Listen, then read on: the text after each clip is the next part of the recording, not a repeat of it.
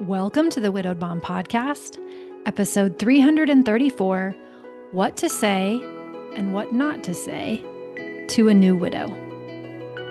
Welcome to the Widowed Mom Podcast, the only podcast that offers a proven process to help you work through your grief, to grow, evolve, and create a future you can truly look forward to. Here's your host, Master Certified Life Coach, Grief Expert, Widow, and Mom, Krista St-Germain. Hey there, welcome to another episode of the podcast. If you are a new widow, or maybe a not so new widow, take a listen to this episode and then share it with the people who care about supporting you. It may not capture everything that you want them to know, but my hope is that it's a great jumping off point to start some conversation, to clear up some myths about grief, to help you feel more supported and help the people who care about you feel a little less awkward. So here we go. If you're listening because someone you care about has recently lost their partner and become a widow, maybe you found this episode yourself, maybe they sent it to you. Either way, I'm glad you're here. You want to help. You might be afraid of saying the wrong thing, making things worse. Maybe you've already said something that you wish you could take back. You're not alone. If I had a nickel for everything I have said that now makes me want to cringe, as they say, I would have a lot of nickels. Most people genuinely want to support their widowed friend or their widowed family member, and they just weren't taught how. So if that's you, I don't want you to feel bad about it. I just want to help. And because I work with widows every day, because I am a widow myself and I have lived it, I want to help you understand the kinds of things that actually do help and the kinds of things that actually don't. Not because there is a perfect formula, but because it will help. So in this episode, I'm going to share a few key things people don't always understand about grief or maybe get wrong, some things not to say, some things to say, and generally how to be a safe person for the widow in your life. So let's get into it. Some things people don't understand about grief. Before we talk about what to say or what to do, I want to start with one of the biggest myths. And sometimes when I go and I speak, I ask people, who's heard of the 5 stages of grief? And all the hands go up, almost anyway.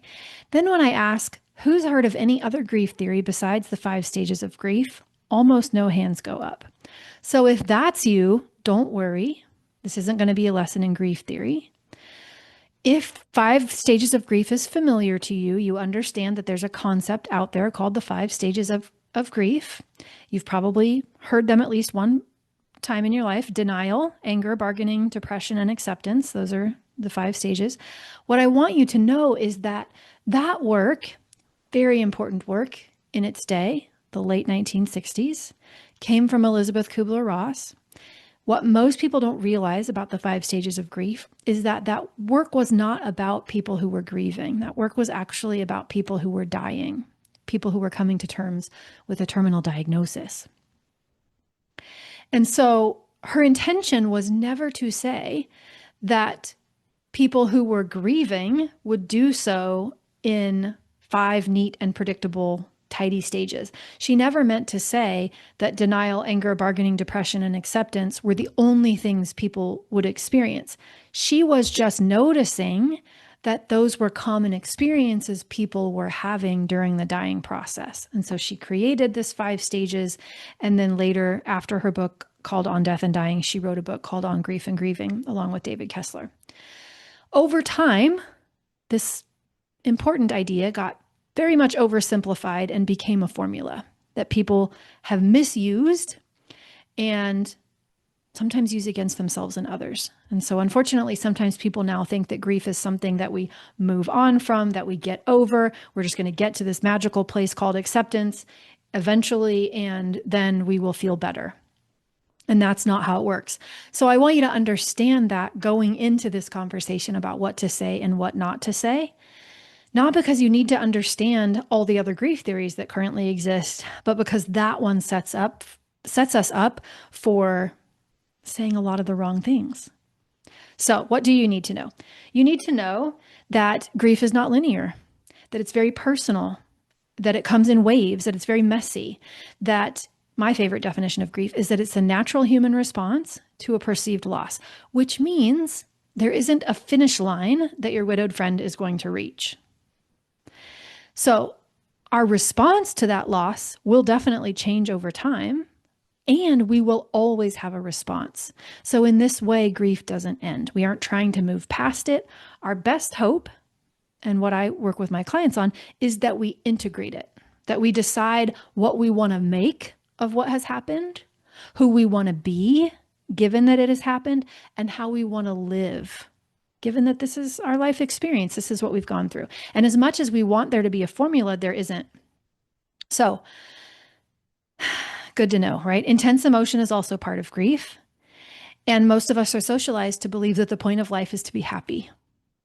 So when we see someone who isn't happy, it makes so much sense that we would start to think something is wrong, that we would perceive a wrong that needs to be righted. And we have that reflex, that righting reflex, that this person, something is wrong. It needs to be fixed. We need to right this wrong. And that's often when we will say things that are on the do not say list. Count your blessings. At least he's in a better place. Everything happens for a reason. At least he's no longer in pain. It was all part of God's plan. At least you had them for the years that you did. Don't worry, you're young. You'll find someone else, right? These things that usually come from good intentions, but they're often received as hurtful, dismissive. And under them is this implication that grief is a problem to fix. But grief is not a problem to fix. It's an experience that we want to allow. It's something that we want to be able to navigate. And I think those things really matter. And if we can keep them in mind, then it becomes much easier to discern what to say and what not to say, which I'll give you very specifics here in a minute.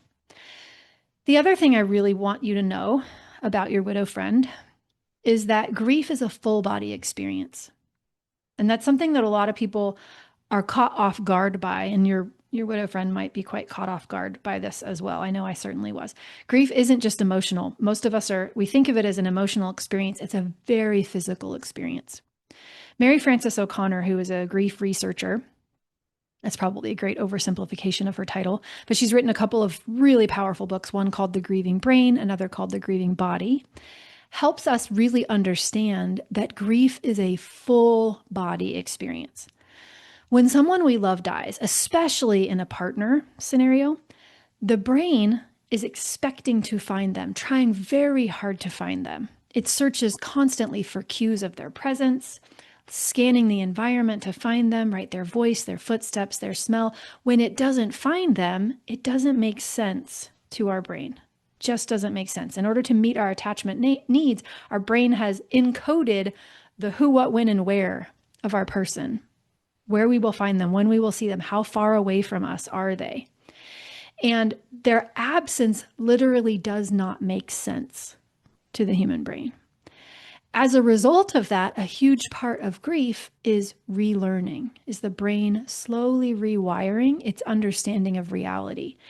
It is usually predicting for our attachment needs where our person is. How long will it take us to get to them? Imagine if we didn't believe we knew those things on a regular basis. That would be very difficult to be in a relationship with someone we cared about if we were constantly worried about if they were okay and where we would see them and, how long it would take for us to find them. But then they die. And then all of our brain's old predictions don't match reality anymore, right? Our brain imagines that they should be in this place that they aren't. And the garage door comes up and we know intellectually that they died, but yet our brain assumes it's them. Okay. So it takes time for our brain to catch up to the new data, the new reality, and learn that new reality so that it can start making accurate predictions again. And that is not just emotional work, it's physical work. It takes time and it's tiresome. And so we want to keep that in mind, that this whole grieving process, not only is the brain doing all kinds of work it's not used to doing, so is the body, right? So our heart rate can change, our stress hormones rise, we have higher inflammation, our immune system takes a hit, sleep, digestion, all disrupted. Body and nervous system are trying to reestablish safety in a world that suddenly feels very unsafe. And this means that your widow friend might be way more exhausted than even she expects to be. Her concentration, her memory, her decision making might feel very off and foreign to her.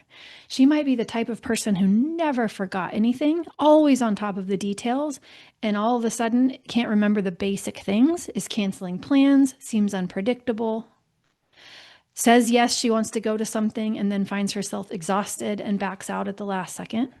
And what I want you to hear is that has nothing to do with who she is or how much she cares or what she values. I want you to know that her brain and her body are doing the hard work of grief, and it's quite exhausting. So if and when you notice that happening, I want you to remember, don't make it mean anything about her. It's just that grief is a full body experience. And when you understand that, that changes how you show up and the types of things that you say and the types of things that you don't say. I wish I had known these things before my husband died. I'm glad that you will now know these things to support your widowed friend. And frankly, at some point, if you haven't had a significant loss in your life yet, you will, because it's a part of being human, and we just don't, most of us don't get out of this human experience without having that happen. I hope that it will better prepare you for what is normal in grief and just often not talked about. Okay, so let's talk about what not to say and then what to say and what doesn't help and what does. So a few things for you here.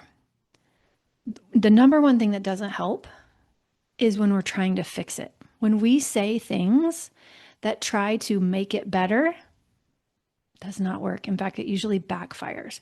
You really cannot make it better. And what I mean by that is you cannot take the pain away. The pain is supposed to be there. It is a part of the loss. When we love someone and we lose them and it feels like a loss to us, pain is the byproduct of that. And we need to be able to feel it, right? And let it flow through. So for you, even though you love her, to come along and try to fix it or make it better will probably feel dismissive to her, and it will probably not land as the way that you intend for it to land. So again, a lot of those things that I said earlier, they're in a better place. At least you're young. At least they're no longer suffering. At least you knew what love was like. Count your blessings. At least you had the time that you did have. Those things are all fix it kinds of things. And we can't fix it. It is what it is. It is grief. It's supposed to be painful. It sucks and it's hard and it's painful, and that's the way it's supposed to be. Number two, things that don't help. It doesn't help to avoid saying something because you don't know what to say. To a grieving person, silence can be interpreted as abandonment. So even if you're afraid of saying the wrong thing, saying something, even if that something is, I don't know what to say, but I'm thinking of you. I don't know what to say, but I love you. I'm here, is typically better received than silence. So say something. Number three, avoid centering your own discomfort. So yes, of course, no one taught us this, right? We didn't have a class in this growing up about what to say to people in grief. So of course we come to this experience and we feel awkward about it. That makes sense. But saying things like, I can't imagine what you're going through, or I wouldn't survive if that happened to me, or, oh, this is my worst nightmare, shifts the focus back to you. And again, while your intention is probably not to dismiss what's happening for them, sometimes that's how it's received. So instead of centering your own discomfort and how you imagine this would impact you or how it is impacting you, see if you can bring your conversation back to what's going on for them. Number 4, don't state your assumptions about what's happening for them or about what you think will happen for them in the future. You probably don't like someone assuming what's going on for you. And you probably don't like to be told that someone else knows what's going to happen in your future when they don't. And so as you can imagine, of course, widows don't either, right? This makes sense. And how that might show up is that you might be telling them how strong they are. I hear this so many times. People do not like to be told how strong they are, especially when they don't feel strong. She does not feel like she has a choice to go through what she's going through. She didn't ask for this. She just feels like she's putting one foot in front of the other and she's doing the things that needs to be done and she's surviving it. But, and you might perceive that as strength, and we could even argue that it is. But because it doesn't usually line up with how she would describe her own internal experience, then when you say it, it's like being told what your internal experience is instead of being asked what your internal experience is. And the same thing is true for predicting someone's future. You might be inclined to believe, oh my gosh, of course, if she wants to be in another relationship, she's not going to have a problem with that at all because she's a catch and I love her and she's amazing. And so, of course, you're going to find someone else someday. Of course. But that might not be what she wants. Chances are what she wants is she wants her person back. She doesn't want the idea of another person in the future because right now, what her heart really wants is she wants her person back.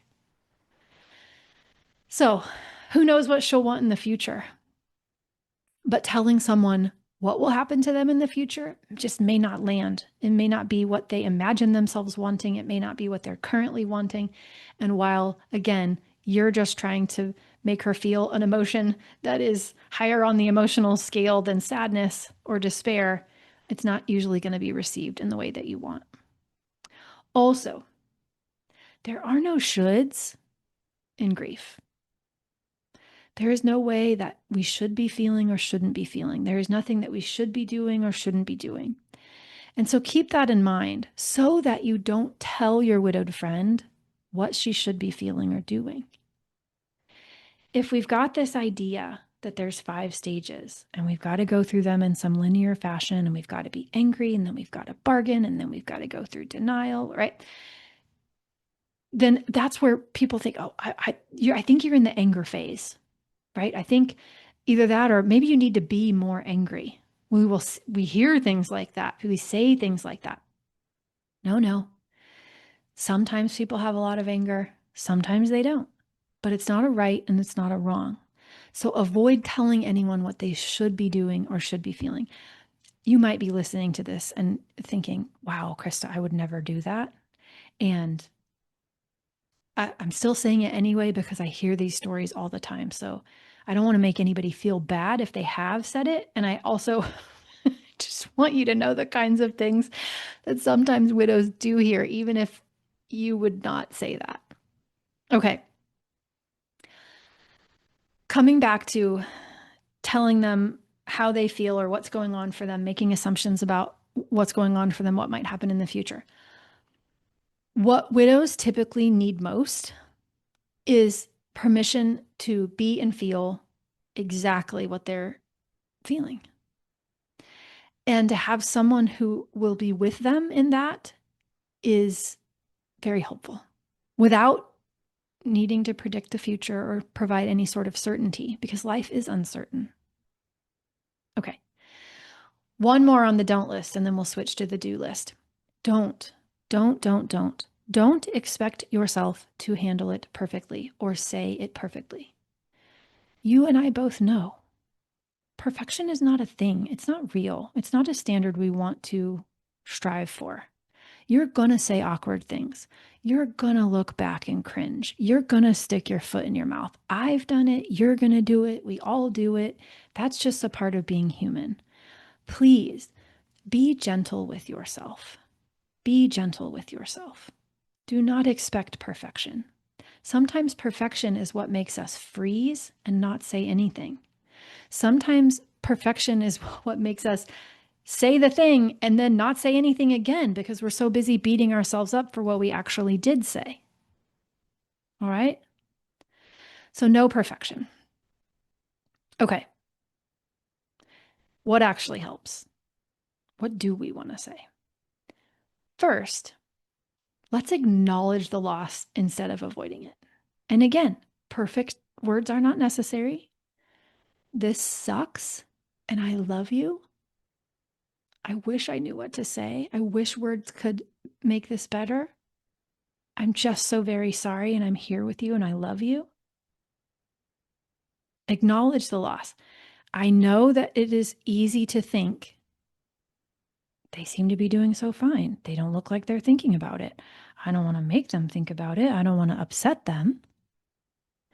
But the thing is, reminding them that their person died by acknowledging the loss instead of avoiding it doesn't actually remind them that their person died. I promise you, they did not forget. They did not forget. Acknowledging it reminds them you didn't forget. And that helps them feel less alone. That is what most widows will tell you they want, is to feel less alone in their grief. They don't want you to talk them into feeling happy. They want to know that they're not alone in how they feel. And that's very different. Secondly, say their person's name. It's one of the most comforting things that you can do. Talk about them. Tell stories about them. Ask about them. It is surprisingly comforting to most widows. And again, I don't want to speak for all of them, but most widows like to have their person talked about, especially in the early days.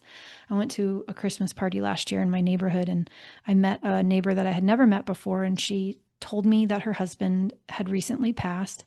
And so I just said, "Tell me about him. What was he like?" You could just tell how much her face changed. She loved telling me about him. And she just went on and on about what he loved and who he was and what he was like and what he was interested in. And all I did was just ask her to tell me about him. And I didn't even know him. And things like that make a big difference. Third, of what to say. When you offer help, offer specific help. So let me know if you need anything. Sounds great. Sounds nice. I'm just a text away. Also, sounds great. Sounds nice. But it puts the burden on the widow to ask, and very often she won't. Sometimes it's because she's worried she's going to be a burden.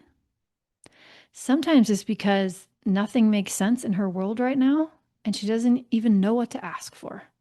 Time is weird. Her brain is weird. Her body is weird. Her whole reality is just flipped upside down and does not make sense. Even if it looks like she's navigating it quite well. And so sometimes it's just hard to know what to even ask for. So when you can offer specific help, that might sound like, "Hey, I'm going to the store. What can I grab for you?" Or, "I'm free on Thursday night. Can I bring you dinner?" Or, "Would your kids want to come over Saturday night and have a movie night with my kids so that you can rest?" Right? We're offering very specific ways to help. Now, that might not land with your widow friend, and she may say no, but offer specific help and see what happens. It also might jog some ideas for her of areas that she could use help with. I remember I was so grateful when some of my friends just offered to do very specific things that were not on my mind. So my husband died a little bit before back to school time, and school supplies, I don't know that I definitely was not thinking about school supplies. And so one of my friends whose children went to the same school got the school supplies for me. Huge help to me, but I wouldn't have thought to ask. Number 4, what to say. Keep speaking up. Keep saying it. Grief does not end after the memorial service, after the casseroles, after the cards and the flowers. Obviously, grief doesn't ever end. But it's what it feels like sometimes when you're a new widow, is that you're surrounded by all of these people and they're telling you how much they care about you, and you feel the love. And then there's this silence where everyone goes back to normal and they go back to their own lives. And you are kind of walking around realizing that, oh, this is my life now. This is real. This isn't just a dream that I'm going to wake up from. They're not on a business trip that they're going to come back from. And that's sometimes when loneliness hits the hardest, when the reality of it hits the hardest. So, yes, surround her in those early days. And don't stop there. Keep speaking up, keep showing up. Mark your calendar to check on her again in whatever increments you want. Next week, next month, 3 months, 6 months, 1 year, 2 years, 5 years. Even random check-ins without expectation of return. Hey, just thinking of you, just wishing you a good day, just wondering how you're doing, just wondering if you need anything, right? Small check-ins, random check-ins as time unfolds can make such a huge difference. It matters so much less what you say and so much more that you say something. Don't beat yourself up if you haven't been saying anything. Don't weaponize this against yourself, please. Right? But think, okay, how could I keep speaking up? How could I keep showing up for this person? Okay, 2 more. Number 5, match their energy. Some days they're going to want to talk. Some days they're not. Some days they might want to be alone. Some days, even if you are there, they might just want quiet company.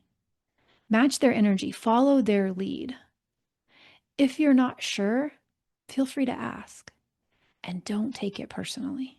What's going on inside of her is what's going on inside of her. And it has so much less to do with you than your brain will want to tell you that it does. So match her energy. And finally, respect their choices. Not that you intentionally wouldn't, but sometimes it sounds like you don't. When you say things like, you should date. I think it's time for you to date again. You ready to get back on the horse?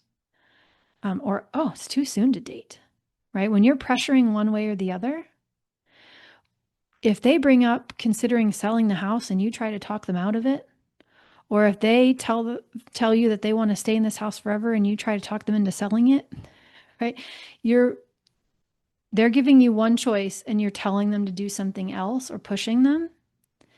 If you are questioning them about why they are wearing the ring or why they aren't wearing the ring or why they aren't moving on or why they are making choices that you might label as moving on, right? This idea that if there's a choice to make, that they shouldn't make a big choice in the first year. I mean, that would be nice if that was the world we lived in, but big decisions do need to be made sometimes within the first year. And it's just kind of like being a human. We have to be adults sometimes. So there's no universal timeline in grief. There's no right or wrong. And what is right for her might not be what is right for you. What is right for her might also not be what was right for her in the last chapter of her life. What is right for her in this next chapter of her life might be different than what you're used to. So this is your opportunity to respect her individuality and her choices for herself and her choices for her kids. Sometimes, by the way, she might feel some pressure to parent the way that her person wanted her to parent or would have parented. She might be feeling some pressure to run the business that they started together or keep the dream alive that was his dream and not hers. And that might not be the choice she wants to make. She might be putting a lot of pressure on herself to keep making that choice. And that's a whole different deal. But you can help her by not putting any pressure on her to make particular choices, even if it's what her person would have wanted or what the old her would have wanted. Respect her choices. Let her be her own person. Let her change her mind about what she wants and what's going to be important to her in this next chapter of life. In particular, for widows, it is like, for some, a record scratch moment where you're going through the motions of life and you're doing all the things that society taught you to do, and adulting and parenting and making the money and just doing all the to-dos. And you're doing those things and you're doing them pretty well. And then this happens and they lose their person. And it's like the record just scratches and comes to a halt for her. And she's now looking around her life. And she begins to take an inventory of the way that she's living and the choices that she's been making and who she's been being, what she's been tolerating, how she's been using her time, who she's been giving to and maybe not receiving from. She's noticing who is in her corner that she thought would be in her corner, and she's noticing who she thought was going to be in her corner that couldn't handle it and ghosted. And she's really just considering, if life can be this short and this precious, am I living it the way that I want to be living it? And in many ways, the answer might be yes, and in many ways, the answer might be no. But for most widows, there is an inventorying that happens, intentionally or not. And they start seeing disconnects between what they value and how they're living, who they want to be and how they are being. And it is that inventory that often drives changes in the kinds of choices that she will begin to make that you might not be prepared for or understand. But kudos to her. Kudos to her for inventorying what matters to her, for coming eventually back into touch with what she values and the life she wants to live and how she wants to live it, and making sure that she's doing that. And if that requires changes, being changes with relationships, sometimes it's faith changes, sometimes it's job changes, sometimes it's physical changes, sometimes it's where do I live? What do I do for a living? Right? Growth can come after grief, because she notices that there's something not quite how she wants it to be. And now she feels that that is more important than it has felt before. And here we go. And here we go. And that can be hard to watch when it's not what you expected or maybe what you wanted for her. But I want to offer it's an opportunity to be her champion and be along with her and let her grow and evolve into the next version of herself that she wants to be. Because sometimes spousal loss and huge grief is the impetus for that. I think it's a beautiful thing, but I also understand that it can feel very unfamiliar and scary if you're used to loving a version of her and now she doesn't seem to want to be exactly the way you're used to seeing her.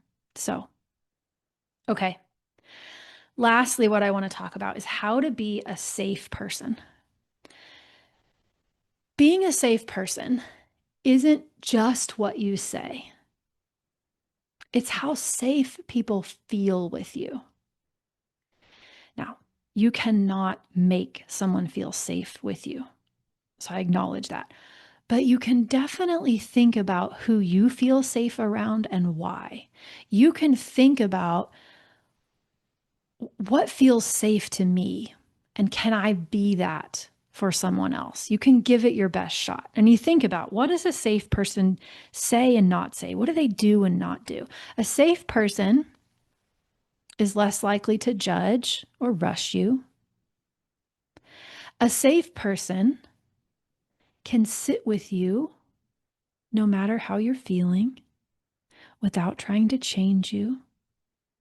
They accept you and whatever it is that you're feeling. A safe person can allow silence without needing to fill it. A safe person is a person who doesn't need you to feel better so that they can feel better. And I want to say that again, because It is at the core of what we're talking about in this podcast episode. A safe person doesn't need you to feel better so that they can feel better. So many of the things that we say in grief that are received as dismissive or insensitive or out of touch are because we, the person saying the thing, do not know how to be okay when that person that we care about does not seem to be okay. And so we say things because we need them to feel better so that we can feel better. And we have all done this. I have never talked to a person who hasn't done this, myself included, more times than I can count. And this is one of the biggest things that I had to learn as a grief coach is I've got to be okay no matter how you feel. I can't put conditions on you feeling okay so I can feel okay. And you can do that for another person too, even if you're not trying to be a grief coach, right? You're just trying to be a safe person who can be with them in this human experience. And so that might mean that you might need to learn and practice tolerating your own discomfort so that we're not trying to solve for it by saying creepy things to people. And it can totally be done. You can 100% do it. It might mean learning new nervous system tools. How do I calm my own nervous system so that I can stay regulated even if they are dysregulated? Which I have other tools and resources for that. We're not going to get into that in this episode. It might mean that you have to switch gears and you might be more used to a relationship with this person where you're doing a lot more talking and what they might need from you is a lot more listening than you're used to. And that might be new and different. And sometimes what can really help is to take a breath before you offer any advice or say anything and just ask yourself, am I about to say this to help them feel better or to make me feel better? And you wouldn't be wrong if you were trying to make yourself better. I don't want you to hear this as me trying to shame you or blame you or make you feel bad. Not at all. So human of us. So human of us to want to say things to make other people feel better so that we can feel better. But that's just a good question to ask yourself as a filter so you can stop yourself from saying the thing that really was about ultimately making you feel better. Are you with me? Okay. Again, not about being perfect. That's not a standard we want to try to achieve. It's not realistic. It's not human. This is about being present with someone's humanity, with the raw, tender, ugly, hard side of life sometimes. And when you can be present for your widowed friend, you are telling her, you're not alone. You don't have to pretend. You don't need to feel better so I can feel better. You are safe with me to feel how you feel. And that is the kind of support most widows will tell you truly helps. That is the kind of support they would love to receive. So, if you remember nothing else from today, remember this. Your job is not to make your widowed friend feel better. Your job is to be with them no matter how they feel. Grief is not something that we need to fix. It's a natural human response to a perceived loss. It is something we need to feel. It is something we need to allow. It's unique to the person. It's unique to the relationship. It is not time-bound. Time alone doesn't do the work. We do not move on from it. We learn to live with it, to integrate it, to make meaning from it, to decide who we want to be in it. So you can just forget all those outdated things you learned about grief. Thank you for taking the time to listen to this episode. You clearly care about the person who sent it to you. My hope is that this will be the beginning of a more supportive and more honest conversation and interactions to come with your widowed friend. So now that you've listened, don't be afraid to tell the widow in your life that you did. And if you're curious about something that I said, or you wonder how she feels about something that I said, it's okay to ask. Ask her if she'd like to talk about it. She'd probably love to know that you listened and that you cared enough to ask some questions. All right, that's what I have for you this week. Remember, I love you. You've got this. Take care, and I'll see you next week. Bye-bye.